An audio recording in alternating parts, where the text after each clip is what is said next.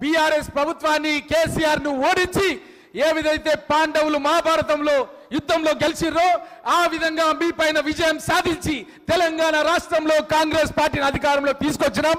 తప్పకుండా పేద ప్రజలకు ఇచ్చినటువంటి అన్ని వాగ్దానాలకు 6 గ్యారెంటీలకు కాంగ్రెస్ పార్టీ రేవంత్ రెడ్డి గారి నాయకత్వంలో కట్టుబడి ఉంది.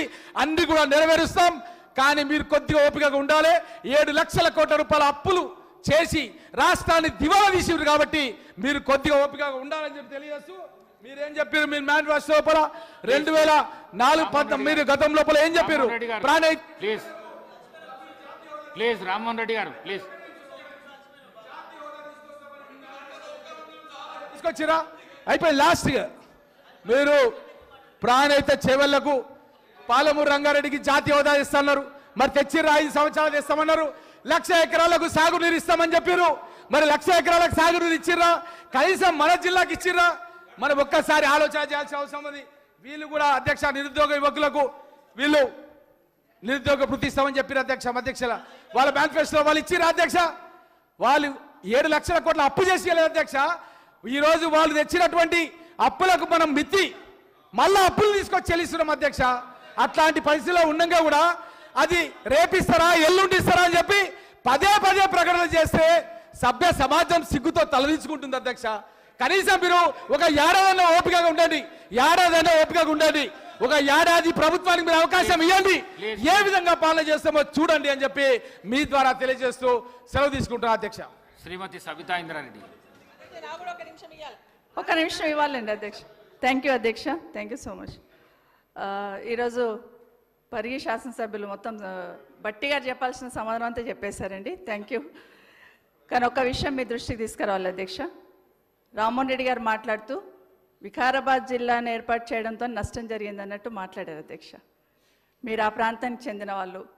వికారాబాద్ జిల్లా గురించి 30 సంవత్సరాల నుండి పోరాటాలు చేసి వికారాబాద్ జిల్లా కావాలని వికారాబాద్ జిల్లాలో ఉన్న ప్రతి మనిషి గుండె కొట్టుకుంది అధ్యక్ష. వికారాబాద్ జిల్లా కేసీఆర్ గారు చేశారు. ఇప్పుడు ఎమ్మెల్యే గారు మాట్లాడుతూ గౌరవ శాసనసభ్యులు మాట్లాడుతూ వికారాబాద్ జిల్లా వల్ల నష్టం జరిగింది.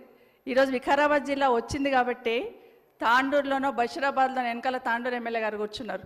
బషీరాబాద్ మారుమూల నుండి తాండూరు మారుమూల నుండి హైదరాబాద్కు వచ్చి రంగారెడ్డి కలెక్టరేట్లో చేయాలంటే ఎంత ఇబ్బందులు పడేవాళ్ళు. ఇప్పుడు వికారాబాద్ పోయి ఏ విధంగా పరిష్కరించుకుంటుండే అనేది మీ దృష్టి తీసుకొస్తున్నాను అధ్యక్ష.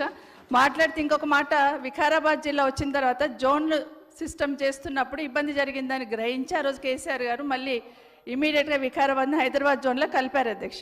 సంతోషం, దాన్ని కూడా ఒప్పుకున్నారు. వికారాబాద్ జిల్లా వచ్చింది కాబట్టి ఈరోజు జిల్లాకు ఒక కోర్టు వచ్చింది. వికారాబాద్ జిల్లా వచ్చింది కాబట్టి ఈరోజు ఒక మెడికల్ కాలేజ్ వచ్చింది. వికారాబాద్ జిల్లా ఉంది కాబట్టి ఈరోజు ఒక నర్సింగ్ కాలేజ్ వచ్చింది. వికారాబాద్ జిల్లా ఉంది కాబట్టి సపరేట్గా మీకు బ్రిడ్జ్ అధ్యక్ష, మన బ్రిడ్జ్కి సంబంధించి ఇమీడియట్గా ఒక 100 కోట్లు శాంక్షన్ ఇచ్చున్నారు ఆ రోజు. ఇదంతా ఇదే కాకుండా అధ్యక్ష కలెక్టరేట్ వచ్చింది అక్కడే. ఈరోజు మాట్లాడుతున్నప్పుడు రంగారెడ్డి జిల్లాలో కలపాలన్నట్టు మాట్లాడారు. మీ అభిప్రాయం కూడా అదేనా అని గౌరవ స్పీకర్ గారిని అడుగుతున్నాను అధ్యక్ష. ఎందుకంటే వికారాబాద్ జిల్లాను కూడా మనం రంగారెడ్డిలో కలుపుదామని. How can you ask speaker గారు?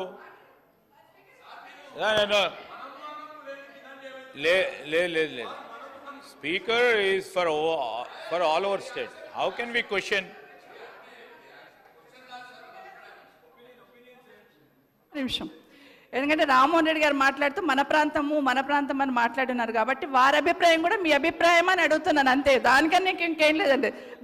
గౌరవ స్పీకర్ గారిని రామ్మోహన్ రెడ్డి గారు మాట్లాడింది వికారాబాద్ ప్రజలు ఏదైతే ఉన్నారో మిమ్మల్ని కలిపి మాట్లాడినారు కాబట్టి దయచేసి మీరు అది ప్రభుత్వం దృష్టికి ఏ విధంగా తీసుకెళ్ళారు మంత్రి గారు చెప్పండి. మా ఇన్ఛార్జ్ మంత్రి గారు చెప్పాలి. ఇప్పుడు మా ఇన్ఛార్జ్ మంత్రి గారు చెప్పాలి. Yes madam. ఇప్పుడు మా గౌరవ శాసనసభ్యులు ఏం చెప్పారంటే బ్రాడ్గా తీసుకుంటే డివిజన్ ఈ రంగారెడ్డి జిల్లాకు సంబంధించి కానీ బ్రాడ్గా ఈరోజు రాష్ట్రానికి సంబంధించిన జిల్లాల ఏర్పాటు కూడా సైంటిఫిక్గా జరగలేదు, శాస్త్రీయబద్ధంగా జరగలేదు అనే ప్రధానంగా చెప్పడం జరిగింది. రెండోది స్పీకర్ గారికి వచ్చినప్పుడు స్పీకర్ గారు మొత్తం గౌరవ శాసనసభ్యులకు సంబంధించి వారి అభిప్రాయం చెప్పింది సార్. వారి అభిప్రాయం చెప్పిండ్రు.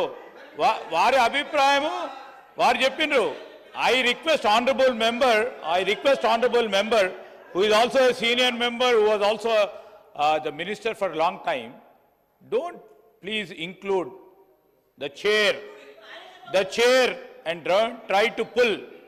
మా స్పీకర్ గారిని మన డిస్కషన్స్లో పుల్ చేయొద్దని మేము గౌరవ సభ్యులను కోరుతా ఉన్నాం. పాయల్ శంకర్ గారు 1 minute రామ్మోహన్ రెడ్డి గారు చెప్పండి. రామ్మోహన్ రెడ్డి గారు నేనేమంటున్నా అధ్యక్ష అంటే ఒక శాస్త్రీయ పద్ధతిలో ఒక జ్యుడిషియల్ కమిషన్ వేయాలని గౌరవ ముఖ్యమంత్రి గారు కోరుతున్నారు అధ్యక్ష. 14,000 ఒక మండలం ఉంది అధ్యక్ష, 14,000 జనాభాకు ఒక మండలం అధ్యక్ష. దానికి ఒక ఎంఆర్ఓ ఆఫీసు, ఎండి ఆఫీసు, ఒక పోలీస్ స్టేషన్ ఉండాలి అధ్యక్ష. ఇదేంటి అధ్యక్ష? నేనేమంటున్నా అధ్యక్ష అంటే జ్యుడిషియల్ కమిషన్ ఏర్పాటు చేసి తారతమ్యాలు లేకుండా ఒక 40-50 వేల మందికి ఒక మండలం ఉండాలి అధ్యక్ష. ఆ విధంగా చేసి ఒక 7 నియోజకవర్గాలకు ఏదైతే ఒక పార్లమెంటుకు ఒక జిల్లా చేయాలని చెప్పి అది నా యొక్క కోరిక అధ్యక్ష.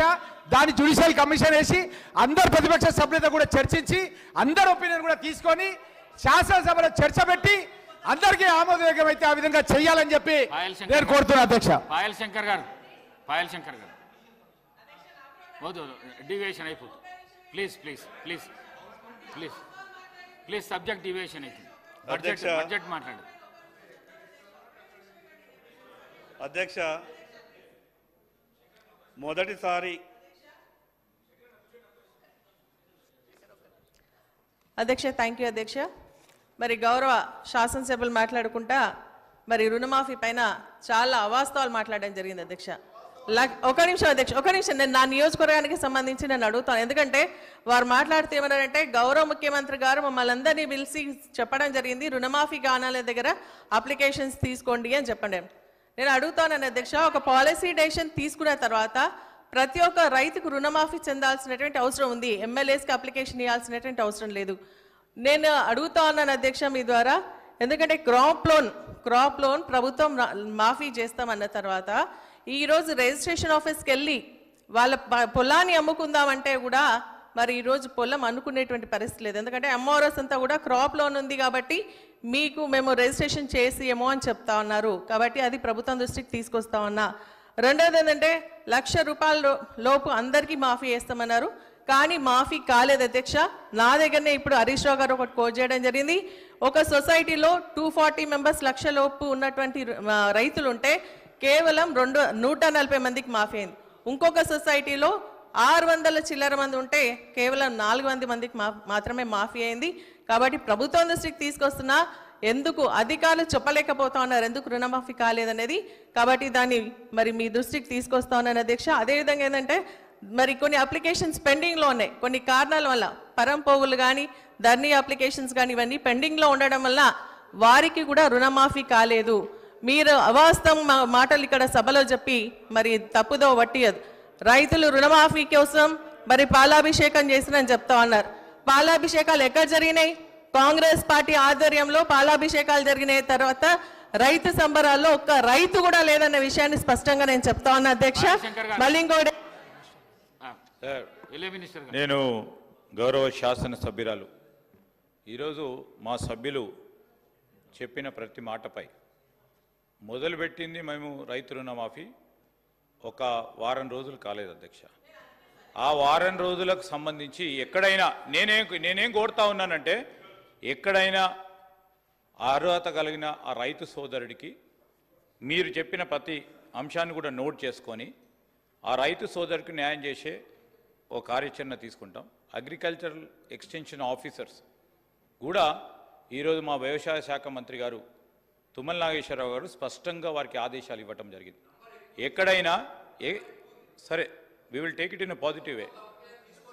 అందుకోసమే వి జస్ట్ స్టార్టెడ్ ఈ వ్యవసాయ రుణాలకు సంబంధించి తప్పకుండా మీరు చెప్పిన ఇంతకుముందు పెద్దలు హరీష్ రావు గారు చెప్పింది కూడా తప్పకుండా పాజిటివ్ వేలో తీసుకుంటాం. మాకు అల్టిమేట్లీ ఆబ్జెక్టివ్ ఏంది? అర్హత గల రైతు సోదరుడికి 2 లక్షల రూపాయల రుణమాఫీ చేయాలి. ప్రక్రియ మొదలైంది. మీరిచ్చే మంచి సూచనలు కూడా తీసుకుంటాం. మా శాసనసభ్యురాలు చెప్పింది కాంగ్రెస్ పార్టీలో